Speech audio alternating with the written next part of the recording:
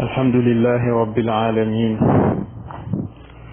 اللهم صل على سيدنا محمد الفاتح لما أغلق والخاتم لما سبق ناصر الحق بالحق والهادي إلى صراطك المستقيم وعلى آله حق قدره ومقداره العظيم. ورضي الله تعالى عن أصحاب رسول الله صلى الله عليه وسلم ولا حول ولا قوة إلا بالله العلي العظيم. يا همة الشيخ اسدري لنا بهذا المحضر ولتعطف بنظرة تأتي لنا بالظفر. السلام عليكم ورحمة الله وبركاته. mbokki Jawaahir al Maani ginnaaw bu ñu sant yàlla julli ci yonantu sallallahu alayhi wa sallam ñi nga mbégte kontaan te fas yéene àndaat ak yéen ci suñu dars ci téere bii di al ifadatu al ahmadiya li muridi saadati al abadiya li sharif al baraka sayid al tayyib ibn ahmad al sufyaani radiyallahu anhu.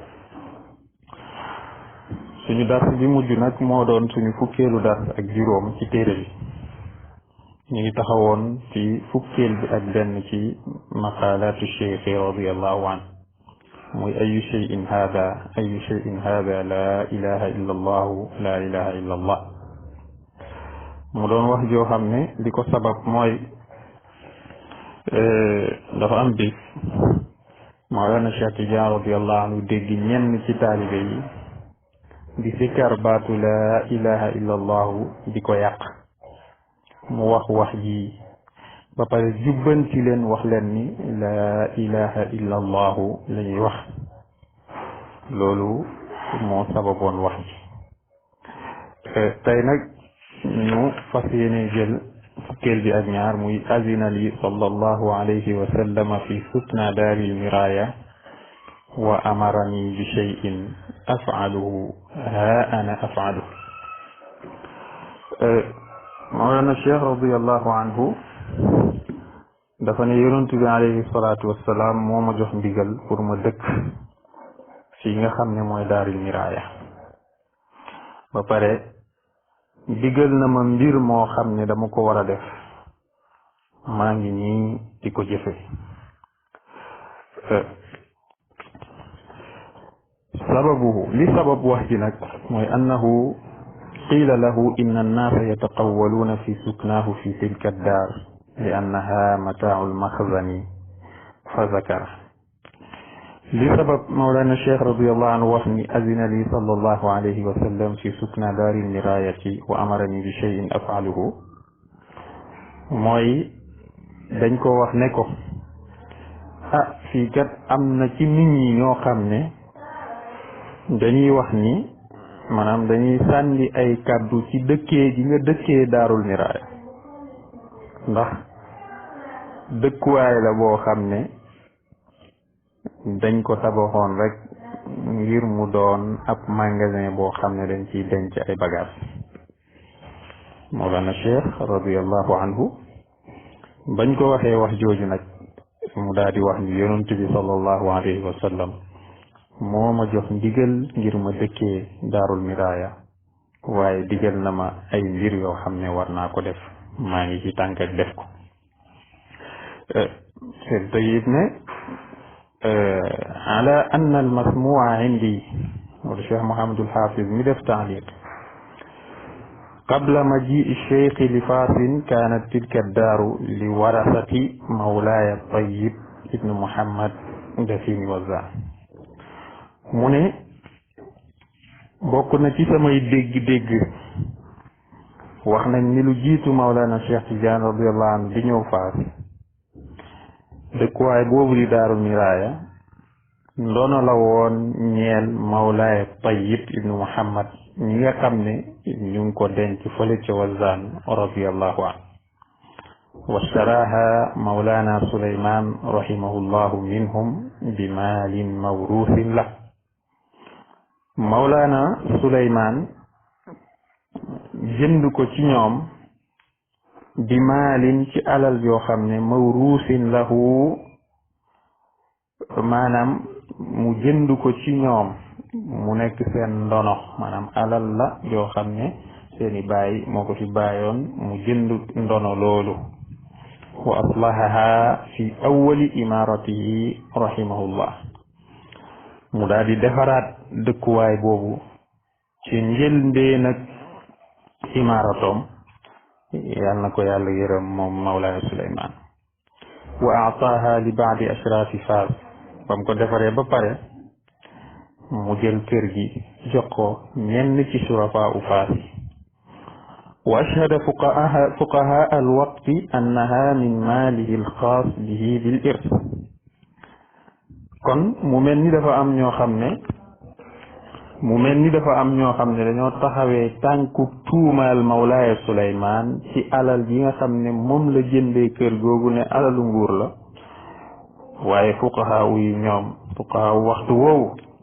ñoom seede nañ ni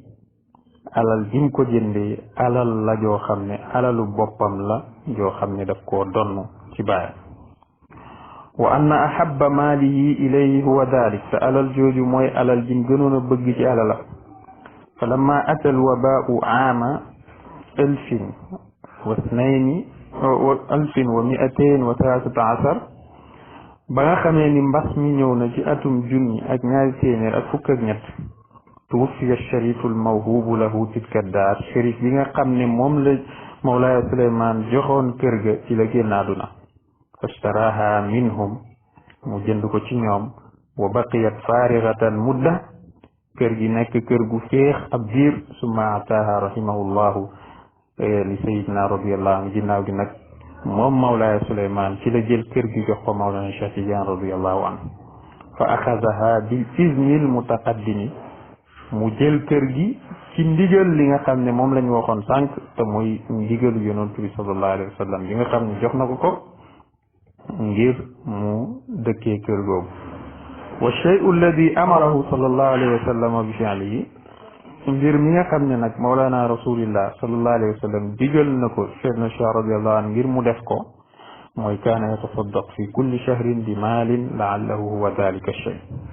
weer wu ne dafa daan saraxe ci alal nee na amaan na loolu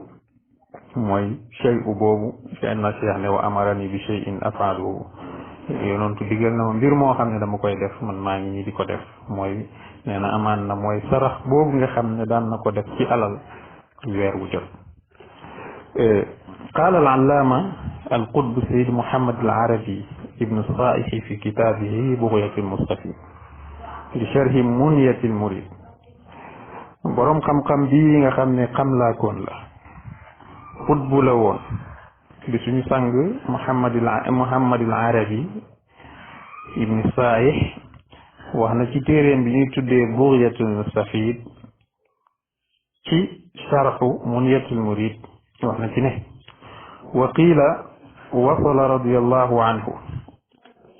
أتى حضرة السلطان المعظم ذي الفخر الصميم والقدر المفخم وهو أبو الربيع مولانا سليمان ابن مولانا السلطان مولانا محمد بن السلطان مولانا عبد الله بن السلطان مولانا إسماعيل رحمهم الله تعالى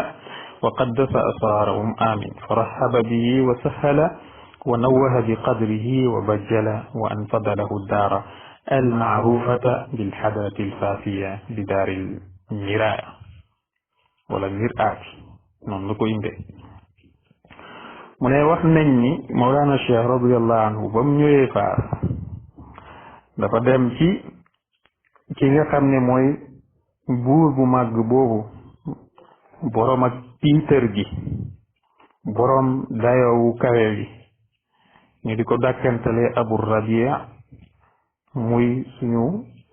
sang boobu di Suleymaan di doom ci sultaan Muhammad di doom ci sultaan Mawlana Abdullah muy doom ci sultaan Ismail yàlla na leen yàlla boole yërëm ñoom ñëpp amin te gërëm leen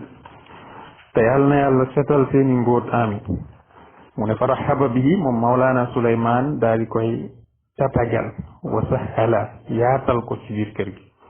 wa nawwaha bi qadrihi mu maanaam mu màggal dayoom wa bajjala mu màggal ko wa anfada lahu daar al maarufa mu daal di koy jox kër googu ñu xam bil hadratil faasiya ci téyeb Faas bi daaril miraaya muy kër googu ñu wax daarul mir'ati wala daarul miraaya famtanaa sayiduna radiallahu anhu min qabuliha waaye nag ba mu ko joxee Mawlana Cheikh radiallahu anhu daf ko bañoon a jël li amrin xaaka fi sadri ndax ab mbir moo xam ne dafa ñëw ci xelam fa fatina as-sultaan xuddisa sirruhu li dalik ki nga xam ne mooy Mawlana Souleymane daal di jégg nag daal di comprendre li nga xam ne moo toq ci xolu Mawlana Cheikh Tidiane radiyallahu anhu fa kallamahu mu daal di wax ak moom bima azaaxa anhu wajha al ishkaali fi amri ci li nga xam ne mooy génnee sikki sàkka bi nekk ci xolu Mawlana Cheikh Tidiane radiyallahu anhu loolu nag mooy li gaa yi daan waxantoo rek mooy sikki sàkka bi ñuy def ci ne Mawlaaya Sultaan Souleymane alalu nguur gi la jëndee woon kër gi wala daf ko foqati ci ay boromam Mawlana Cheikh Tidiane loolu la doon xalaat ci xolam Mawlana Sultaan Souleymane daal di koy leeralal suma baada ayaamin ginnaaw ay fan nag min suknaahu biha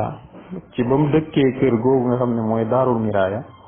أخبر الخاصة من أصحابه بأنه إنما يسكنها بإذن من النبي صلى الله عليه وسلم بمكو دكي جناو أي فن سلا جوخي خبار ci ñi nga xam ne ñooy ñoon jagle ci ay taalibeem xamal leen ni dafa dëkkee kër gi ci ndigalal yonent bi sallallahu alayhi wa sallam wa dakara lahum annahu alayhi salatu wassalam amarahu bi shay'in yaf'aluhu fa huwa yaf'alu mu wax leen ni yonent bi sallallahu alayhi wa sallam digal na ko mbir moo xam ne daf koo war a def te moom mu ngi koy def wa zakarana baadu alxaasati min ashaabihi radiallahu anhu ñenn ci ñi nga xam ne ñooy ñoon jagle ci ay taalibe am na ci ku ñu tuddal Cheikh Mouhamad al Arabi ibn Saïd mooy nettali mu ne ñooñu nag kii ñu doon wax bokk na ci ñu takkoog Mawlana Cheikh Tidiane radiallahu anhu wax na ni أن الذي أمره به صلى الله عليه وسلم يفعله هو تصدقه بمقدار كرائها على المساكين mu ne bokk na ci maanaam li nga xam ne moom la ko yonent bi sallallahu alayhi wa sallam digaloon mooy Mawlana Cheikh Tidiane di saraxe ab kem di ko jox ci alal di ko jox ñi nga xam ne moom mooy miskin yi fa kaana yatasaddaqu bi dalika xubdan inda inqidaai kulli shahrin moom nag daan na saraxe saa yu weer dee rek mu génne ay mburu saraxe ko min ashhuril muddati allati sakana biha ci weer yi nga xam ne ci la dëkkee daaru miraaya ila an tuwfiya ba keroog muy génnaaduna radiyallahu anhu yal na yàlla yokku ngërmandem moom Mawlana Cheikh Ahmad Tidiane radiyallahu anhu muy nag dars bu am solo boo xam ne war nañ ci jàngat yu bare bari mooy Mawlana Cheikh Tidiane ndonoom ci yonantu sallallahu alayhi wa sallam bii daf koy leeral ndax yonantu bi sallallahu alayhi wa sallam ba mu jugee Màkka ñëw Madina dëkkuwaay ñëw rek ne maay njiital jullit ñi rek lu ma neex laay def déedéet waaye dafa jënd pàkk boo xam ne ci la dëkk nii la Mawlana Cheikh Tidiane def ndax yenn ci kutubu tariqa wax nañ ni Mawlana Sultaan lam ko joxoon lépp maanaam lam jëndee woon kër gi yëpp Mawlana Cheikh Tidiane radiyallahu anhu delloo na ko kon loolu day fekkale ne nekkub sëriñ du tax ngay foqoti ay mbir wala sax nga bëgg lu yomb déedéet waaye lépp da nga ko war a teg ci yoon beneen bi mooy dafa gàddaayee ayinu maam bi ñëw faas ñu tatagal ko yaatal ko loolu tamit bokk na ci lim defaloon yonent bi sallallahu alayhi wa sallam ba mu jugee Màkka ñëw Madina dañ ko tatagal yaatal ko utal ko dëkkuwaay Mawlana Cheikh Tidiane radiyallahu anhu yi tamit dañ ko tatagal yaatal ko utal ko dëkkuwaay kon lii lu am solo la bi ci mujj nag mooy yonent bi sallallahu alayhi wa sallam bàyyit ko benn yoon lépp lu muy def rek dina ci dugal loxoom ngir mbir mi mën a sotti kon loolu lu am solo la lu am solo la ci ñu bàyyi ci xel bu baax a baax a baax fukkeelu maqaala bi nag ak ñett mooy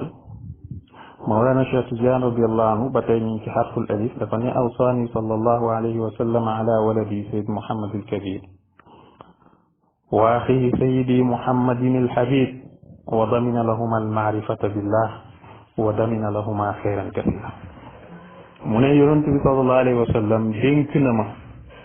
ma sama doom Seyd Muhammadul Kabir ak mbokkam mi Seyd Muhammadul Habib ba pare garantil ma ni ñoom dañuy am maarifatu billah te it garantil na leen yiw wu bëri ak alal yu bëree ba garanti wi nag dafay royaatal ci mbooleem njabootu Cheikh Tidiane radiyallahu anhu ñoom ñëpp ay xam yàlla te ñoom ñëpp ay tedd Seyd Muhammadul Kabir nag mooy doom ci Cheikh Ahmad Tidiane Abil Abbas radiyallahu anhu izdaada bi qaryati Abi Sam'un bi Sahra ash-Sharqiyya qaryat Abu Sam'un fa la nekkoon ndeyam mooy Sayd al-Fadila Mabruka mi ngi génn àdduna nekk shahid ci 1238 ci wetu dëkk boobu ñuy tuddee Ummi Askar ci goxi Algérie ginnaaw benn xare boo xam ne doxoon na diggante jeysh armée bi nga xam ne mooy jeyshul Baay ak Turquie ak français yi wastushhida maahu fi hadihi alwaqia akthar min 300 min ahbabihi min rijali mintaqati Abi Sam'un moom shahid googu nga xam ne shahid na ko ànd na ceeg lu ëpp 200 ci ay soppeem maanaam ci ay àndandoowam ca mintaqa boobu nga xam ne fa la nekkoon muy Abi Sam'un mu ne nag wa fi hada sadad qaala al-allaama ci loolu maanaam ci istuwaaru Cheikh Muhammad al-Kabir bii ci la boroom xam-xam bii di wax ibnu Muhammad al-Alawi Shingiti ci téeréem boobu mu tuddee rawdu shamaa'ili ahli al-haqiqa ma nafsuhu yi nga xam ne moom lañ yaxal mu ne summa gaza sayiduna Muhammadul Kabir al-atrak as-sakinina bi Ummi Askar wal Jazair mu ne Cheikh Muhammadul Kabir xare na ak turku yi nga xam ne ñoo dëkkee woon Ummu Askar ak Jazair fa huzima jayshu mu daal di daan armeen bi wa sabata huwa mu daal di sax mu daal di continuer xeexam wa man kaana maahu ànd ak ñam àndaloon ila an istushhidu kulluhum ba ñoom ñëpp ñu daal di shahid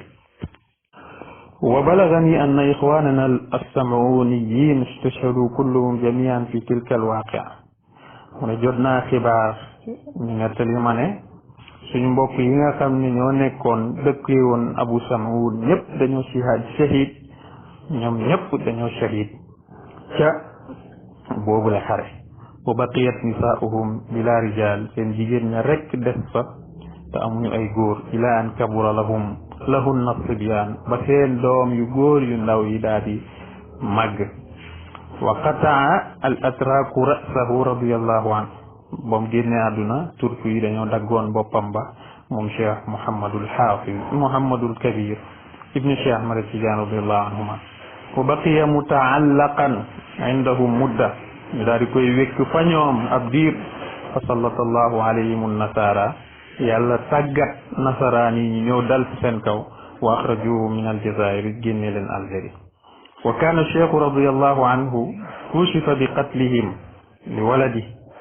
Mawlana Cheikh radiyallahu anhu yàlla huññiloon na ko mu xam ni dinañ rey doomam boobu fa daa alayhim bi qawli mu ñaanal leen ci waxam ji allahu yasudduha fi wujuhihim kama suddat jaziratul undulus ne yàlla dina ko sadd ci seen xar kanam ya comme ni mu saddee jaziratul undulus wa damiru yasudduha lil jazair baatu yasudduha bi damir gi day dellu ci algérien yi fa ajaaba allahu daawatahu yàlla nangul ko ñaanam wa ma sakanaha turkiyun maanaam turku yi la yàlla la doon ñaan ne yàlla daf leen di fekk ba duñ dugg Algérie léegi nag wa ma sakanaha turkiyun ba'da zalika ila yawmina hadha amul benn turku bu dëkk Algérie ba suñ jonn yàlla tey jii وذكر العلامة السكيري في الجزء الأول في كتابه رفع النقاب ما نصه. Cheikh Ahmad Sukayri radiyallahu anhu wax na ci téeréen bi ñuy tuddee rafu niqaab ci juz'u bu njëkk bi ne wax وقد بلغني على لسان الثقة بأن السيد محمد الكبير بن سيدنا الشيخ رضي الله عنه لما دخل للخلوة التي بأبي سمعون وسمع الهاتف بالنهدة لما طلب منه بالانتصار للدين ومدافعة المعتدين على القطر الجزائري استشار العارف بالله سيد القاسم العنابي التونسي مع أخيه سيد محمد الحبيب في شأن ما أمر به فأجاباه بأن الأمر إذا كان من الحق يمديه ولكن أشار عليه سيد القاسم العناني بإبقاء نصف القوم مع سيدنا محمد الحبيب في قرية أبي سمعون. Cheikh Ahmad Sukayri radiyallahu anhu nee na mu ne jot na ay xibaar ci làmmiñ ñoo xam ne ay siqalañ ci tariqa bi ne Cheikh Mouhamadul Hafiz ibnu Cheikh Mouhamadul Kabir ibnu Cheikh Ahmad Tijaani radiyallahu anhu ba nga xamee ni dugg na xalwa ci Abu Samaun dégg na fa ak haatif boo xam ne dafa waxeek moom lima tuliba minhu ci lañ sàkku ci moom bil intisaari li diin ci fexe ba dimbali diine waaye défendre ñooñ diine ci kanamu ñi nga xam ne ñooy jalgatikat yi ñëw ci wàllu Algérie muy turki yi istasaara al aarifa billah ci la diisoog aarif billahi boobu ñuy tuddee Seyd bil Qasim al Annabi dëkkoon ca Tunis ak mbokkam ma Seyd Mouhamadul Habib ñi nga xam ne moom la bokkal baay ci sha'ni ma umira bi ci la ko haatif bi digal ñoom ñaar ñëpp ñu tontu ko ne ko ndigal de bu fekkee ci yàlla la jógee dañ koy jëfee waaye Seyd bil Qasim waxoon na ko ne ko na nga xaaj xeet wi ci digg bi ñenn ñi nga bàyyee leen Mouhamadul Habib ci qaryatu Abi Samaun ñi ci def nga ànd ak ñoom falamma xaraja al qawmu min Abi Samauna muahidina allaha taala ala nusratihi walaw ata al mawtu an axirihim qasamahum indaidin ila nisfayn nisfuhum baqiya maa Sayyid Mouhamadul Habib wa nisfu al axar asxabahu maahu wa inda dalik bassa al aarifu bi rabbihi Sayyid Abul Qasim al Annabi li Sayyid Mouhamadul Habib likay yuwaddia axaahu wal qawma alladina maahu tawdia firaqin ma baadahu fi hadihi dunya talaqin mu ne nag ba nga xamee ni armée baa ngi génn di génne Abu Samaun faslanteeg seen borom kóllëre ngir dimbali diinam ji doonte ka sax dee da leen ciy fekk Cheikh Mouhamadul Kabir dafa xaaj mbooloo mi ñaari xaaj benn xaaj bi mu bàyyee ko mbokkam nii di Cheikh Mouhamadul Habib bi ci des mu ànd ak ñoom waaye ci ba mu defee loolu ci la aarif bu mag bii ñuy wax Seyd Abul Qasim al Annabi ñëw ci Cheikh Mouhamadul Habib ne ko demal nga tàggu sa mbokk bi tàggoo boo xam ne dootu leen dajee fii ci àdduna wa qaal mu ne hada amrun maxtum lii mbir la muy am dara du ko dindi dafa amoon kashfu wa nahnu jamian maqxuruuna bi tajalli ñun ñëpp dañuy noot ci ab tajalli fa ma alayna illa limtisal li yaqdi allah amran kaana mafula amul dara lu ñu war lu dul jëfee ndigalal yàlla ngir yàlla dogal lim bëgg ci ñun wa inna haulaai alqawma alladina tara la yarjiu minhum siwa arbaatun ñii nga gis ñu ànd ak Cheikh Mouhamadul Kabir kenn ci ñoom du dellu si lu du ñeent muy wax ju gudd ba tey wa zakara al allamatu Sukayri fi al juz al thalith min kitabihi raf an niqab Cheikh Ahmad Sukayri radiyallahu anhu tudd na ci ñetteelu téeréem ci ñetteelu xaaju téere bi nga xam ne mooy raf an niqab ma nafsuhu lii nga xam ne mooy yax wi ولما بلغ الخبر للقطب سيد الحاج علي التماسي رضي الله عنه وبخ أصحاب الشيخ الذين تخلفوا عن الواقع وقال لهم كان من حقكم أن لا تدعوه يذهب ولو قطعتم سرج فرسه فقالوا له لو أراد أخوه محمد الحبيب القيام بأخذ الثأر لقمنا معه ولا نبالي بما يقع لنا امتثالا لأمره فصار يدعو لهم لصدق محبتهم ثم قال لهم سيد الحاج علي التماسيني إن من الرجال من يكلم الحق في أمر ثم ينبرم عليه الأمر وكان أمر الله قدرا مقدورا. Cheikh Ahmad Sukayri ne ba nga xamee ni Seydi Ali Tamasini radiyallahu anhu mi nga xam ni moo doon xalifa Cheikh Tidiane ci jamono jooju déggee xibaar bii dafa daa di dal ci kaw taalibe Cheikh Tidiane yi radiyallahu anhu mi nga xam ne ñoom ñoo wuute boobule daje mu ne leen kaana min xaqikum amoon ngeen xaq an laa tadaawu bu leen ko bàyyi muy dem moom kese doonte kasa da ngeen doon dagg sarjub fasam bi ñu ne ko su fekkoon mbokkam mi Muhammadul Habib law araadahu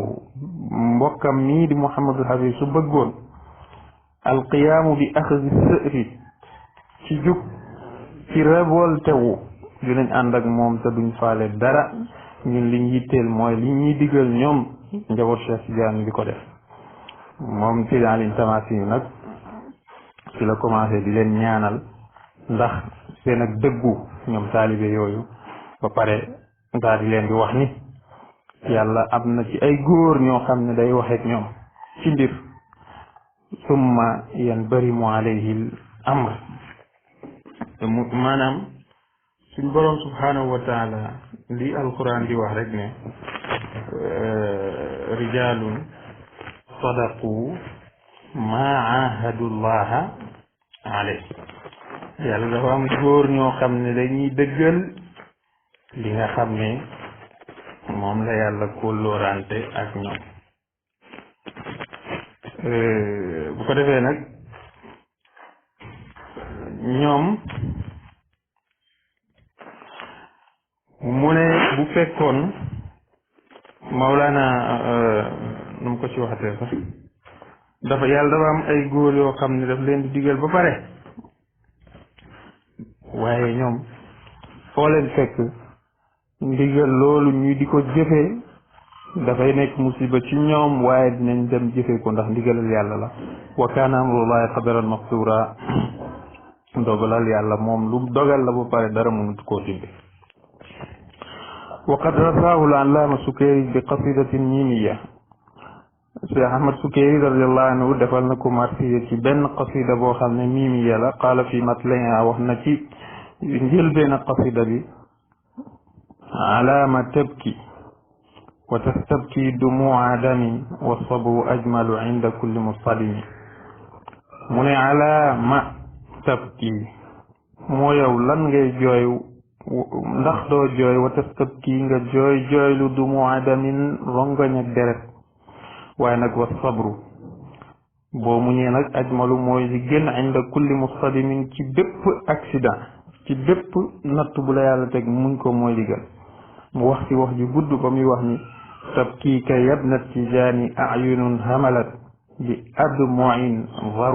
zarafat min kulli muxtaram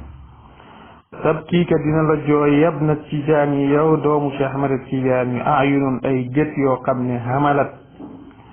dina dotteeku bi admuin hamalat maanaam dina dotteeku ci ñoom ci ay rongoñ yoo xam ne day tuuru min kulli muxtaramin jugee ci képp koo xam ne rek aji am ci respect la ci yow tabkiika ayunu ahbabin ra'awka wa qad kaadat suduruhum tanshaqu min darami ay gëtu soppe dinañ la jooy soppe yooyu ñi nga xam ne ñoo daan janoog yow te xaw tuut seen xol yi xotteeku ngir boom bi nga xam ne boom nañ la ko nee na unzur tarjamatahu fi kashfil hijab dellul ci tarjamaam ci kashful hijab amman talaqa ma cheikhi min ashaabi al-allaama Cheikh Sukayri alkalaamu ala awdaadi cheikh radiallahu anhu demal ci kashful hijab yi nga xam ne Cheikh Ahmad Sukayri moo ko taalif tuddee ko huññi ay kiiraay ci ñi nga xam ne ñoo dajee woon ak Cheikh Tidiane ci ay taalibe mooy boo demee ci buntu bi nga xam ne mu ngi ciy wax ci njabootu Cheikh Tidiane di ko fa fekk boo demee tamit ci rafon niqaab di nga ko fa fekk mu di ci leeral tarjamaat Cheikh Mouhamadul Kabir. Seyd Mouhamadul Habib ibnu Cheikh Abil Abbas At-Tijaani radiyallahu amma Seyd Mouhamadul Habib nag moom mi ngi nekkoon ci Madinatu Faas fa la juddoo ci atum 1215 yaayam mooy Seyd al Fadila Mubaraka wala am barika comme ni ko bindee wa kaana umruhu inda wafaati walidihi 15 sana moom ay atam ñu nekkoon fukki at ak juróom ba Mawlana Cheikh Tidiane bi génn àdduna walam tazid muddatun mukusihi bi Faas baada wafaati walidihi ba Mawlana Cheikh Tidiane génnee àdduna rek toogatut Faas lu dul 9 ashhur juróom-ñeenti weer haysu haajara ila qaryati Ayni Maadi ba mu fa toogee juróom-ñeenti weer dafa gàddaay dellu Aynu Maadi di Sahra Sharqiyya ci désert ab Sharqu bi sohbatan axiihi Seyd Mouhamadul Kabir ànd ak mbokkam yi nga xam ne mooy Seyd Mouhamadul Kabir wal xalifa ak xalifa bi al qutbi Seydi al Haaji Ali Tamasin wa qabla wafaatihi bi 4 sanawaat laataa muy génn àdduna ci 4 at nag adda radiyallahu anhu faridatal hajj ci la ajee Makka maar rek di Trablus yi ànd ak ñi nga xam ne ñoo jugee woon Trablus muy convoi wu Trablus bi bu ko defee nag barran ci jéeri gi loolu 1265 la wa hajja rufqatahu fi dalika al mawsim jamaatun min axyaari ahli tariqa mbooloo mu bëri ci ñooñ tariqa bi àndoon nañu ak moom aj ci at woowu tuufiya bi taarix yawmi sabti fatihi jumaada saani ama 1269 mi ngi génn àdduna bisu samedi ci njëlbeenu jumaada saani ci 1269 ci gàddaay bi wa umruhu waxta izin 54 sana mi ngi amoon juróom fukki at ak ñeent ci jamono jooju wa dufina ma ibnihi Seydi Ahmad ñu ngi ko denc nag sa doomam ja Seydi Ahmad al mutawaffi fi xayaatihi yi nga xam ne génn na àdduna ci dundam moom Cheikh Mouhamadul Habib fi qubbatin waahid ci benn qubba wa qad madaxahu al allaama Sukayri bi iddati qasaida minha nuuniya qaala fi matla'iha Cheikh Ahmad Sukayri tàgg na ko ci ay qasaid yu bëree bëri bokk na ci nuuniyaam bii nga xam ne wax na ci matla bi ne fuaadi bis sababati fiika aani fa daarikni fa inni fiika faani wa qassir min jafaaka wala tazidni azaban laysa yaxmiluhu janaani ne fuaadi sama xol bi bis sababati ci mbëggeel fiika ci yow aani lay sonne